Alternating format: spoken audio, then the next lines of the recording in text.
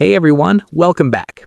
Today I am showing you exactly how to fix the dreaded 404 error on GitHub Pages.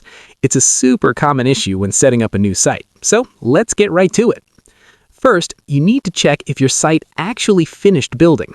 When you push your code or enable GitHub Pages, the deployment isn't instant.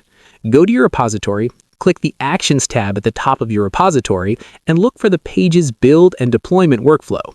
If it has a yellow spinning circle next to it, the servers are still working on your site. Wait for it to turn into a green check mark before you try refreshing your web page again.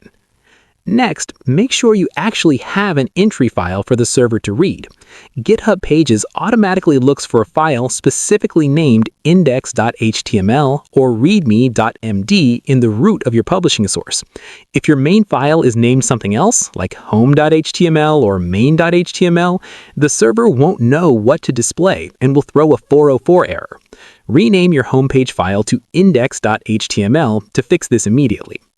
Then, verify your publishing source settings. Click on the Settings tab in your repository and navigate to the Pages section on the left sidebar.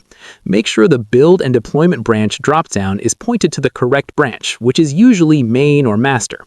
You also need to ensure it's pointing to the correct directory, which is typically the root directory. If these are pointing to an empty branch or the wrong directory, GitHub will have absolutely nothing to show your visitors. Finally, check your repository name and custom domain settings. If you're trying to build a primary user site, double-check that your repository is named exactly as your username, followed by .github.io. Any typo in that repository name will